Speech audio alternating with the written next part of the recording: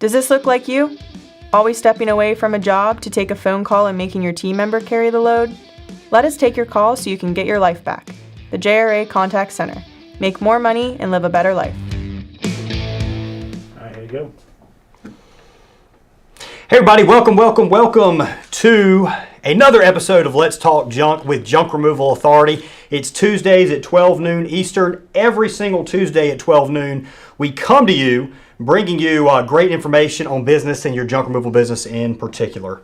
Hope you enjoyed that ad that just ran before. All those ads on those contact centers are real life scenarios that have occurred before that I've been through, been on jobs, phones ringing nonstop. The team member, your help's out there actually doing all the work for you. So check out our contact center as we get into busy season. It's really going to give you a lot of freedom and flexibility back in your life.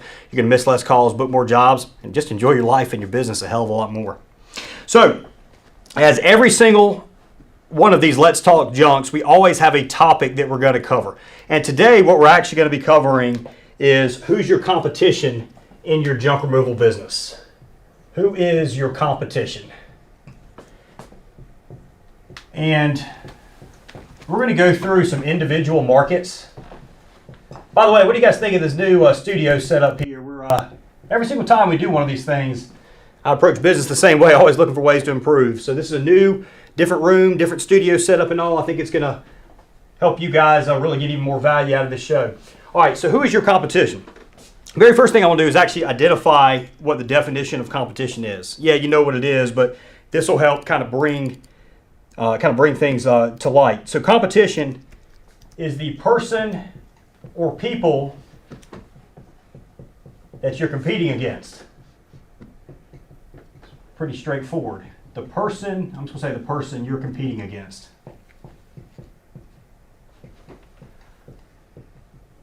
And there's a reason we're going to get into that I chose person instead of people. The person you're competing against. So in your market, name some of your competition. Name what city you're in. You can name some of your competition if you want. Just put out your city. I'm going to do a little research on kind of different areas and the competition in those areas. First, I just randomly thought up some of these cities. So we're going to jump over here to I Search From. This is a fantastic tool to see any area of the country, what it would look like if you're actually in that area, what Google results would look like. Because keep in mind, when you Google, if you're Googling junk removal for Raleigh and you're located in Austin, Texas, or Houston, Texas, or New York City, wherever, if you're out of that area, the results you get are going to be completely different than the results you're going to get when you're actually in market. So this simulates you actually being in that market. All right, so we're going to slide down here. Let's look at Houston, Texas. And Matt, let me know if we get any cities up there. Guys, just put what city you're in. We're going to do a little research on your competition in that area. Joppa, Maryland, Joppa. All right, I'll do that one in just a second. Matt, you got a pen over there I can borrow? Yes, there you go. Thank you. Need a pen? No, I'm good. I got all this. All right. So let's look at here. Junk removal in Houston, Texas. So the very first one that pops up in Houston, we got the big boy. We got the 1-800-GOT-JUNK. All right, what's our second one that pops up? The second ones we've got in Houston, I'm not going to go too far ahead in here. We have Remove and Haul. That's an ad that's running. And then if you slide on down here, you got your Junk King. We got Trash and Dash. Let's get old Brent up. Oh, I can't open up. So Trash and Dash is at number 3 overall. Let's pull up Trash and Dash. I think it's trashanddash.com. There we go. Here's Trash and Dash. That's Brent with Trash and Dash at number 3. All right, so you got Junk. The other one that came up was Remove and Haul. And then we got Mr. Brent with Trash and Dash, number 3 on the SEO end of things. So here are 3 companies. If you're in Houston, you're going to be competing against. Name that the city of Maryland again. Spell it for me. Joppa. Joppa. What's the gentleman's name that posted that? R&R Cleanup. All right, so Joppa isn't coming up, so we're going to slide over here. Joppa, Maryland. We have metro area. Let's find another city that's there. We got 3 more cities. All right, so we have, let's try Joppa Town maybe. Edgewood, Woodleaf. Is that Woodleaf? Woodley. Come on, we'll find something here a little closer. All right. Joppa Town. Let's try that. This might not work. Sometimes these smaller areas don't pop up here. which it's not. I'd have to do a little more research on that Maryland. I could obviously go straight to Google, but the results just aren't going to be accurate. Joppatown, MD junk removal. Pretty much, the organic might be fairly close. You're going to need to ignore the ads though. We're going to have ads coming up. Junk Pro, that's actually probably for this area. 100 Junk Pro is in the Raleigh area. That is not in the Raleigh area, so that might even be accurate. Hey, R&R, didn't you say that's who was posted here? Let's check out R&R. Let's pull his website out. Appreciate you watching the show and all. Here's R&R. It's got an online booking going on. Need a phone number up there a little bit closer, but this is R&R. This is out of Joppatown or Joppa, Maryland. Appreciate you watching here. Awesome. You know, you're in the map pack, right up here at the top of the map pack. That's awesome. Got College Hunks is apparently running ads in that area. Again, that could be for here, but no, look at the area code 410. It's probably not. So let's look at. I got enough here to do something with this. So we got Joppa, Maryland. I saw R&R. I'm going to put R&R on there. He's coming up right up top. I've got Junk. As always, Got Junk's going to be just GJ. And Hometown Dumpster. These are all databases. Home Advisor is a database. Porch is a database. So these are, and I think I had one more up here.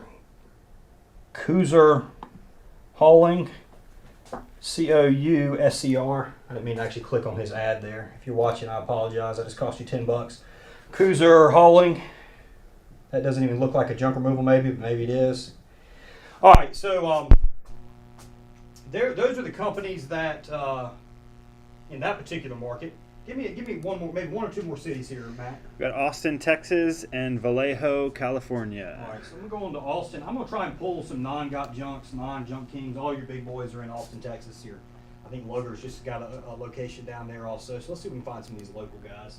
You're always going to be competing against the big boys in these major metro markets.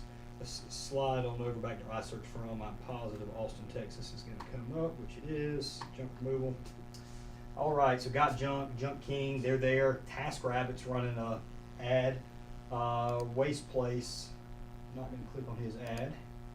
Austin's Junk Daddy, and we got Jiffy Junk. So Jiffy Junk, franchise up out of in the New York area, started in Long Island. Jiffy Junk. Some of you guys, they might pass you from time to time. They might pass you over some national jobs. We've done some for them. Adam Butler up there in Long Island, New York. All right, so Jiffy Junk pops in there. They've got a franchise there. Just because I like the name, I'm going to throw in Austin's Junk Daddy.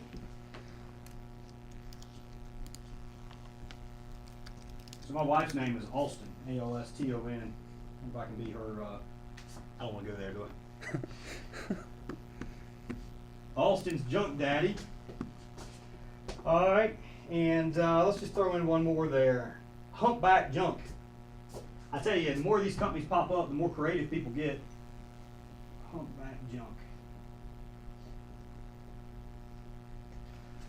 So in these three markets, in Houston, Texas, Austin, Texas, Joppa, Maryland, these are the companies that you're running competition on. Of all of these companies right here, of all of these, who's the big one that's really holding you back? Who's the one that is causing you to spend more money on Google Ads? It's taking your Google Ads traffic. Who's beating you on SEO? Who's booking the customers? They call you, they don't schedule with you, they call somebody else. Who's booking those customers? Who is essentially causing you not to make the money that you deserve, not to earn the money that you've been going after over this period of time, the reason you kind of started your business? Which of these companies is it? Which person is this? Each one of these companies has a business owner. Got Junk, you all the way to the top. I mean, it's your local franchisee is, he's going to be the direct guy, but all the way, is it Brian Scudamore with 1-800-GOT Junk? Is he the one causing you not to build your business to the size that you're capable of building it?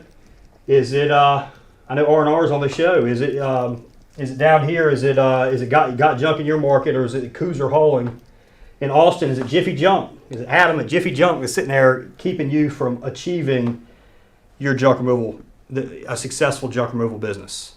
Who is it? Or is it possible that we can erase every single one of these because not a single one of them is actually keeping you, it isn't your primary competitor. All these are competition. Every single one of these guys is going to take some work from you that you would have otherwise gotten. Today, one of the local franchises here today called me up and said, hey, my truck broke down. I got like 4 jobs on the schedule. Can you take care of them? And I've always been helpful in this guy. You know, he's given us stuff in the past. We send him a referral fee when it comes through. He takes work from us. There's no doubt about it. I mean, I wish we were the only junk removal company in town. Hell, we'd be doing 15 million. I don't know if 15, but in the Raleigh market might be doing $10 million a year or something like that if we were the only junk removal company in town. But that's not going to occur. So I work with this guy, and he sends us work all the time. So he called me up and said, hey, I got 4 jobs. Can you take them? Sure. I just send him 10%. He doesn't even ask for it. We'll send him 10% of whatever's brought in. We had all these competitors listed up here. I'm gonna put one on up here that's actually probably the one competitor that most business owners are all up against, not just junk removal business owners, but everybody in general. That's a big competitor. Starts with a Y. The middle letter is an O, and it ends with a U. You as a business owner, me as a business owner, even to this day, oftentimes I or you are going to be the primary person that's holding you back from actually building up the company that you dream of building, that you're capable of building. And we're going to dissect this just a little bit in just 1 second. We got any questions? Nope. Guys, feel free to post some questions up there as they come in. We do this anywhere from 30 minutes to an hour. I'll hang around as long as we need to answer your questions. So anything related to this episode or not, feel free to post a question. All right. So as a general rule, the reason you might cost yourself, be your largest competitor, is because you haven't figured out how to handle those phone calls that come in to get them scheduled. There's plenty of information out there, both free as well as really good stuff that's paid. So how do you book those calls that come in? You haven't taken the time to figure out what makes a good junk removal website, and you haven't gone out there and set up great conversion design for that junk removal site. You don't have the right equipment. You got equipment that's breaking down all the time. You haven't taken the chance to go out and hire the people that you need. You don't have enough trucks to get all the work done, to do same day and next day appointments. You are the only person that's causing you not to have all those resources, everything that you need. And here's the stupid thing. You probably know what you need to do. This was me. You know what you need to do. And I'm better at it than I used to be, but I'm still guilty of it sometimes. You hold back a little. You know what needs to be done. Unlike when I started Junk Doctors, North Carolina's largest junk removal company, unlike when I started Junk Doctors, there's a bunch of information out there, both free and paid. Both free and paid. You can see hundreds of people that have been successful in junk removal, and you've got maybe half dozen to a dozen that are giving out information online, all the way from free to not. So this concept has been proven all throughout the country. It is proven you can build a successful junk removal company. If you don't, it is not Got Junk's fault. It is not Junk King's fault, Junk Lugger's fault, Jiffy Junk's fault, Hoosers Hauling fault, R&L Hauling fault. It's you.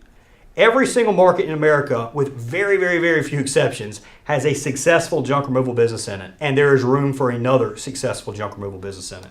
So all you guys pay attention to that competition. You need to first pay attention to getting your stuff right and following the proven formulas that are out there. When I started Junk Doctors, we didn't reinvent the wheel. There wasn't free information out there, but we just went to Got Junk. What does Got Junk do? How does Got Junk price? What trucks do they use? What uniforms do they use? We'd study how they handle customers. We'd call up on mock calls to their contact center. We essentially just dissected exactly what it is that they do. Now the formula's out there. So you know the formula exists out there. You know the information. If you're watching this show right now, you're on the greatest source of information for the junk removal business that has ever been created. You've got access to it, a lot of it just free on YouTube. And then we got our training courses and all like that on the paid end of things that'll really just kind of step you up on your next game. So as a general rule, the thing that holds you back, the reason you compete against you is self-doubt. I said it before, you guys know what needs to be done. This is not a business that requires a ton of knowledge. You need no technical expertise at all. Business ownership can be extremely scary. All of you guys out there, I know people all the time. We just had a guy bought a truck from us. Actually, somebody else just ordered a second truck. He said, "Man, I'm scared shitless. I'm absolutely scared shitless." One of these guys has a kid. The kid's a little bit older, which is good. It's not a young kid, but we have people all the time with a family. They're quitting a good high-paying job, 70, 80, maybe 100 grand a year job to open this thing up, and they're scared and they're worried that they're making a mistake.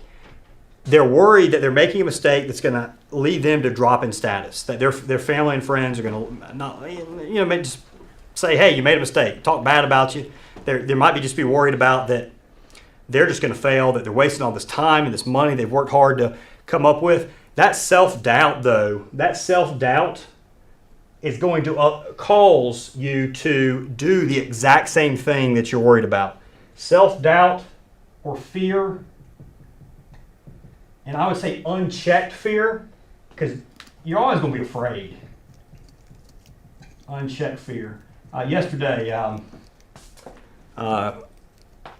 NASCAR had that first ever dirt track race that's been in 51 years or whatever like that. And those guys strap in there and they go out there and there was so much dust flying around, half the time they couldn't see. I can guarantee those guys were a little fearful of what's going on, but they still strapped in their helmet. They still got out there. Even when they couldn't see, they were taking off doing a restart. There's dust flying everywhere. You couldn't even see the car in front of you. You couldn't see when you're coming up on the turn. You're almost having just a feel for where the track was so you could make it around there at parts of that race. They still went in there, man. They're like, "Listen, I know I got to do 250 laps around this thing in order to finish this thing. I know what I have to do in order to win this race or compete or finish this race." They went out there and they did it anyway. Even though there was a lot of unknown, even though they were probably fearful, it was checked fear, if you want to call that. They knew. They dealt with it. So, and that's exactly what you're going to have to do with your business. Because if you're confident, if you've got a plan and you're confident and you work it, and you've got a number in mind that you need to hit in terms of income, or you're like, "I need this number of people in order to achieve this amount of business," you go out there and you get it.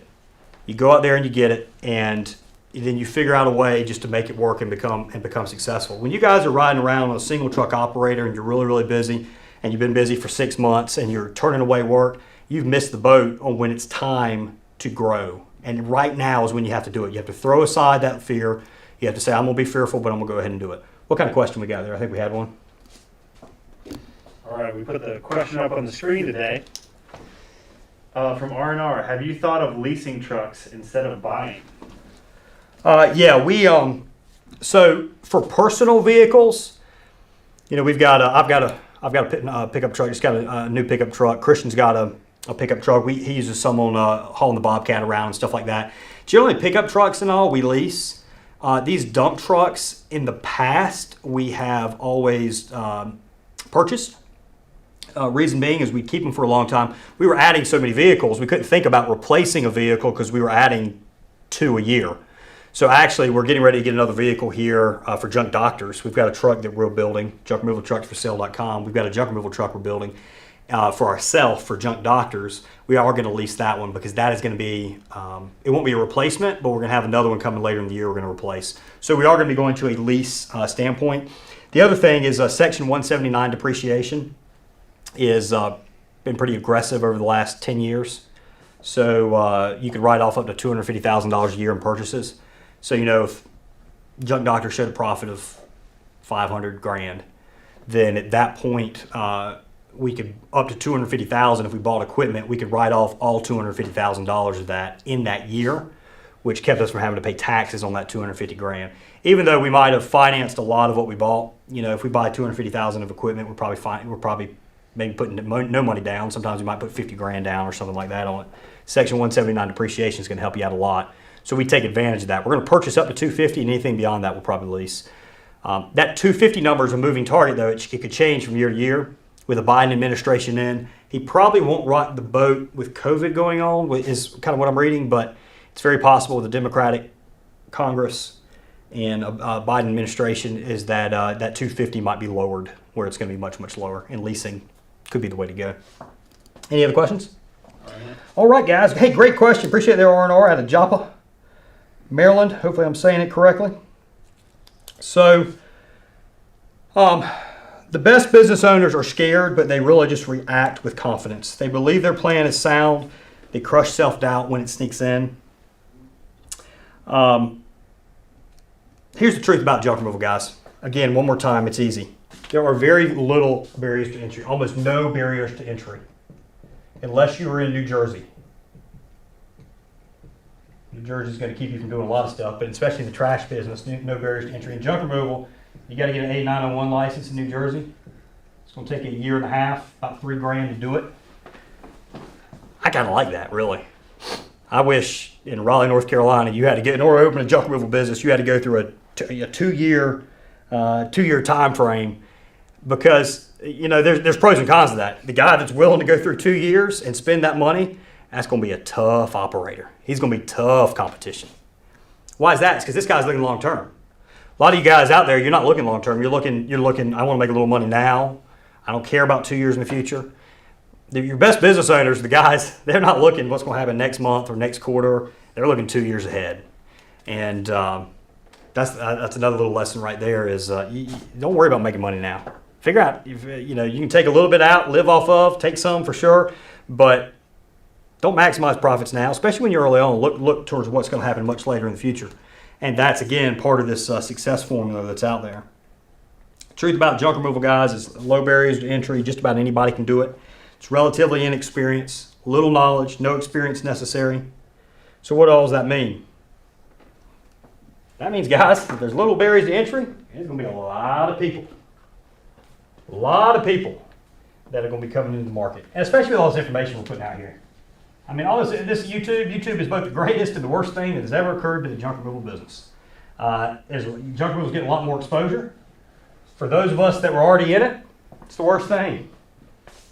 For our junk doctors in Raleigh, North Carolina, a lot of this information is causing people to get in business. It has to keep us on edge. We have to figure out what's the next best, what we're going to do next to step our game up in order so we can maintain market share. So, you are always going to have new competition. So competition is always going to come and go. The other part of it is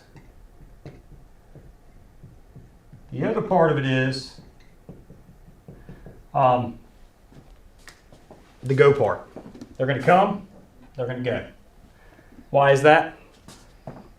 Because people are scared. They're afraid.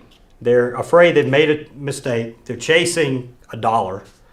Instead of just committing, saying, hey, you know what, I'm going to make this junk removal business successful. That isn't what they're going after. They're like, I want to make money. Hey, we all want to make money. But what they're going after is, what I'm doing is, you know what? I want to make money. I want to make JRA is going to work. Trucks are going to work. Intzone is going to work. Junk doctors already works. It's going to continue working. So that's what. It's like there's no option. I mean, I'm not going into stocks. I didn't do I didn't do Robinhood. I didn't chase after GameStop or AMC or whatever like that, because I'm focused on what I got going on. I'm not worried about putting a little money here and there to make a dollar. That's not the overall goal. The overall goal is growing my core business. Grow my core business and the money's going to follow. And that's the exact attitude that you guys need. You guys that are looking into real estate, listen, long term, I want to own hundreds of thousands of units, apartment units throughout the country. But that ain't my focus now, because I got stuff right in front of me I got to work on. These businesses got to be run on autopilot. They got to be growing without me. They got to be bringing in a lot more money than I can put back into them for growth. And then I'll go over to real estate. So focus on what you got going on and really grow it. Most of these guys that are going to go, it's short term. They're chasing a dollar. They see these junk removal companies popping up, and they're going to get in there and they're going to try and make a little money. They're going to realize, hey, I can't just get into this thing, especially as more guys join it. I can't just get in here and make a killing. The guys that are going to succeed are the guys in Jersey. They sit there in Jersey and they're going and they're willing to wait those 2 years for that A901 license, or they're willing to start a junk removal company and realize, you know what, I'm gonna get a little beat up a little bit here, starting with. I'm gonna get pushed around. I'm gonna lose a little money, maybe right here at the start. I'm gonna spend a bunch of money on advertising. Google's gonna make a crap ton of money. off of me as I grow this company. Home Advisor's going to make a little money. I'm going to pay out a lot in insurance. Insurance companies are going to make money. The finance company on my truck is going to make a little money. But you know what? Junk removal is successful. I'm going to put the effort into it. I'm going to do whatever it takes. I'm going to do it long enough to see this business through and be successful. And you're going to beat your competitors, including the main one. You're going to start getting out of the way at that point. You take that viewpoint, you're going to start getting out of the way. You're going to start making the moves necessary to make your business successful. So the one competitor that is sure to be constant at all times is you. Guys, if you have any questions, also make sure you post them. The one competitor all time is going to be you. You're always going to be up against yourself. No matter how advanced you get, no matter how good a business owner you get, you're going to be up against yourself. So once you need to make the investments necessary and you swing for the fences. And then when do you actually pay attention to your got junks? When do you pay attention to the other companies? Because no, you don't ignore them. So you're probably listening here right now and you're saying, all right, you know what, I should just focus on me and I should ignore the competition. Hell no. Hell no. You should know exactly what your competitors are doing. Not necessarily how busy they are. I used to do that all the time. I get on Junk King's site, and back when the Junk King Raleigh was a single truck operator, I think they have 2 trucks or something here. I'd hop on there and I'd be like, all right, let's see what Junk King's got going on. Let's see how much. I'd get on their online booking system and I'd try and figure out how many jobs that they have. And I stopped doing that maybe 6-7 years ago. But I pay attention to what people are doing, what competitors are doing, because they might be doing something that I can learn from. That is where you have to know what your real competitor, what your actual competition, the other companies in your area you're competing against. That's why you need to pay attention to them. Is there something? Look on their website. Is there something they're doing? Maybe I want to do something like that. Now you got to think on it logically. You don't want to just change everything around on your site all the time because you see something online. Maybe you call them up from time to time. Act like you're a customer. Everybody does it, and people do it to us all the time. Probably more so than anybody because we're online here. Listen to how they're answering the phone. How are they booking jobs? Throw objections to them. See how they handle objections. On the truck end of things, hey, I know where each one of the offices are for our competitors in the Raleigh and the Greensboro and the Charlotte markets. Listen, they've done it too. Sometimes I'll ride on by. If one of their trucks is parked in the parking lot, I'll check it out. I'll look around. I'll see, what are they running here? What kind of door system do they have? I'm not going to open their doors or anything like that, but I'm going to check it out. I might take a few pictures. I might see what ladder system they got. Hey, is this a better way of doing a ladder? A little safer, a little easier to access stuff. I'm going to check it out. I might glance inside the truck, say, hey, do they have quote sheets or do they have a clipboard in there? How's the inside of the truck look? Are they keeping the trucks clean? I'll pay attention to all that stuff and I'll figure out what are they doing better than me? What are we doing better? Just got to pat ourselves on the back. But more importantly, what are they doing better? Sam Walton, if any of you guys are readers, if you're not a reader, you need to learn how to read, but you need to read because there's, I guess you need to learn how to get in the habit of reading. Made in America was the Autobiography of Sam Walton, founder of Walmart. At one point the richest man in the world.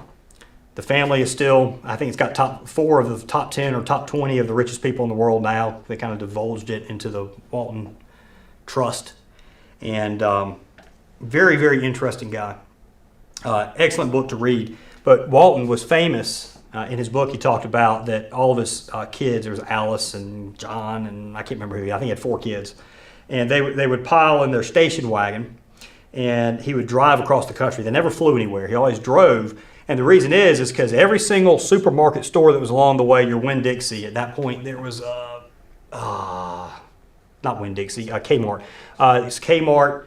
Obviously there's Walmart, which he owned. There was 2 or 3 other big discounters. I'm drawing a blank now. It seems like J.C. Woolworths had one they put out. There's something else. And he would stop there, and he had a tape recorder. And he had a tape recorder, and he'd have a notepad. He'd go around the entire store, and he'd write down the prices of different items. And he'd interview people that are there. He'd turn on his tape recorder, and he'd start asking them questions and kind of getting answers. He might try and speak with the manager. He'd go into all of his competition all throughout the country and figure out, are they cheaper on this item than me? How are they presenting this stuff? He was getting all this great information. He wasn't worried person. He wasn't just blindly worried about his competition. He was fearful of them. You should be a little afraid of your competition, but you should take it. What he was doing, he was going around and he was learning from them. Dissect your competition, understand what they've got, figure out what they're doing better than you, and do it. Hell, have your parents hire your competitor to come to their house and remove stuff and figure out the experience. Is there something doing better? It's worth the $300, $400, $500 they're going to spend to hire a competitor for you to learn. Hey, what are they doing right? There's always something they're going to be doing better than you. What kind of question we got? We got one from Dan Walsh. He says, how do you decide if there's too much competition? We do market analysis all the time, and I think at one point we said, I need to verify this number because we more or less figured one was every 500,000 population could support like 3 junk removal companies or something. Don't base it off that because it was what we had seen at the time. This has been a couple years back is the reason we threw that out. What I like looking at when I do a market analysis, I want to see what's the number of people there are. Is it kind of an average American income, and how does the income relate to the cost of living? Or is there competitors there that have a bunch of reviews online? I like seeing competition. We get the question all the time, is it saturated? No. Junk removal. Do it right for long enough, for a long enough period of time.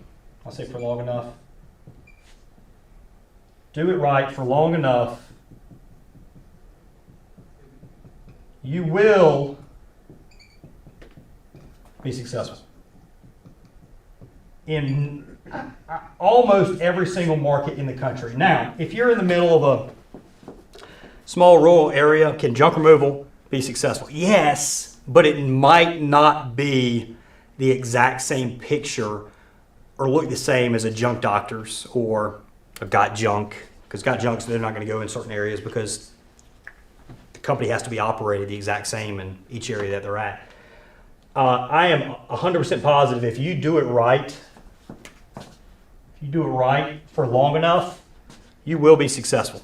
And that's probably not the answer you're looking for. And some analytical people, and I'm analytical enough, but this goes back to that faith and commitment of doing what it takes to make it work. If you see a couple companies in your area that are doing it right, you can do it, man. Get in there and compete.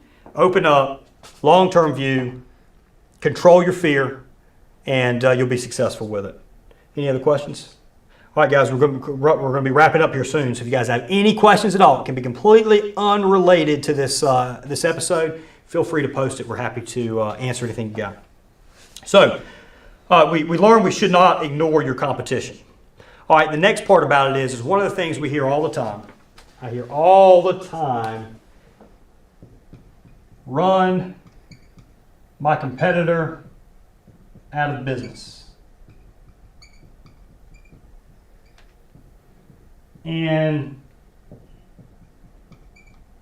this goes back to wanting to win all the time, wanting to win the war, wanting, if your competitor, if you're going up and you're in a boxing match and you're competing against that one guy, your one sole goal is to knock that guy out. But in junk removal, the thing is it's a moving target. I mean, it's like if you're fighting a boxing match and you're going up against this one guy, but all of a sudden you have 4 people from the stands come in and 3 more people from the stands come in. What's the goal at that point? How are you going to beat everybody? And they're all against you. Or it's just an all-out brawl. It's a moving target. So talking about running your competitor out of business, the problem is you're not focusing on what's probably your main competitor, which is you. Use your competition, study them, get out there and figure how can you create the most seamless customer experience possible, make it easy on the phone, book the most jobs, have professional people on site, show up on time, make sure you got the equipment and people you need to show up on time, ask for reviews, and you will be successful in your market. Pretty much any market in America, if you follow a success formula, you will be successful if you do it for a long enough period of time. A long enough period of time could be a couple years. And when I go into something, generally as a business, when I go into it, I just assume it's going to be a couple years of hard work for no money.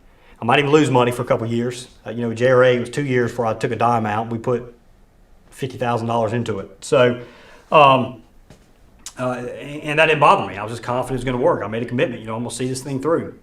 It's like if you have a kid.